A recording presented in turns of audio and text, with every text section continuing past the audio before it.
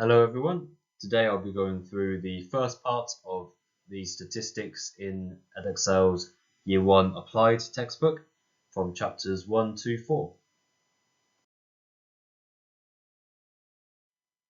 Okay, our first question is from mixed exercise 2. A biologist recorded the heights x centimeters of 20 plant seedlings. She calculated the mean and the standard deviation of her results. So the mean is 3.1 centimeters and the standard deviation is 1.4 centimeters. The biologist subsequently discovered she had written down one value incorrectly. She replaced the value of 2.3 centimeters with a value of 3.2 centimeters. Calculate the new mean and standard deviation of her data. So, if we let I be the incorrect previous sum of the heights, we can use x bar is equal to 3.1 to see that I, the sum of the heights, the incorrect heights, is going to be 3.1 times 20, which is equal to 62. Okay, so now she replaced the value of 2.3 with a value of 3.2, so the total has gone up by 0.9. So our new total is equal to 62.9, and that means our new mean is equal to 62.9 over 20, which is equal to 3.145 centimeters. Okay, we are also given that the standard deviation of the incorrect data is 1.4. Okay, now we can use the formula for variance. So that is sigma squared is equal to the mean of the squares minus the square of the mean. Okay, so remember this is still using the incorrect old data. So sigma squared here is going to be equal to 1.4 squared, which is 1.96. So we have 1.96 is equal to the sum of the old squares over n, which is 20, minus the old mean, which is 3.1 squared. And therefore we have the old sum of the squares is equal to 1.96 plus 3.1 squared times 20, which gives us 231.4. Okay, so this is our old sum of the squares. Okay, now finding the new sum of the squares.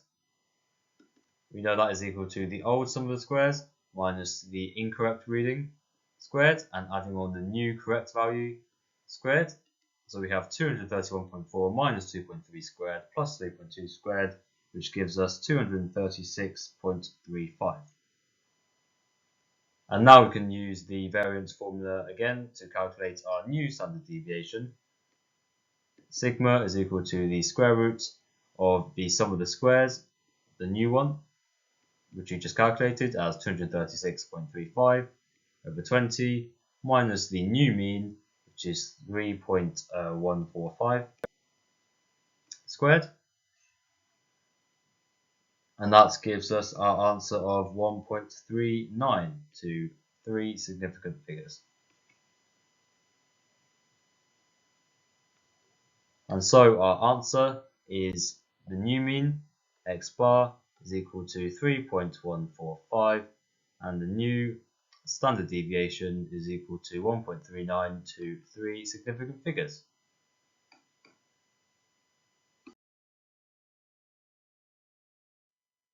And our last question for mixed exercise 3. The table shows the lengths of the films in a film festival to the nearest minute. A histogram is drawn to represent the data, and the bar representing the 90 to 99 class is 3 centimeters higher than the bar representing the 70 to 89 class. Find the height of the bar representing the 110 to 139 class. Okay, so the first thing we can do is add a column to this table for class width. Okay. Right, so remembering that the film lengths are given to the nearest minute, So our first class is 69.5 to 89.5, so it has a class width of 20, and for 90 to 99 that's 89.5 to 99.5, so that's a class width of 10. The same for 100 to 109, and 110 to 139 is going to be 30, and 140 to 179 is 40. Okay, so we're told that the bar representing the 90 to 99 class is 3 centimeters higher than the bar representing the 70 to 89 class. So if we draw these bars out, so for our 90 to 99 bar, we'll have something that looks like this.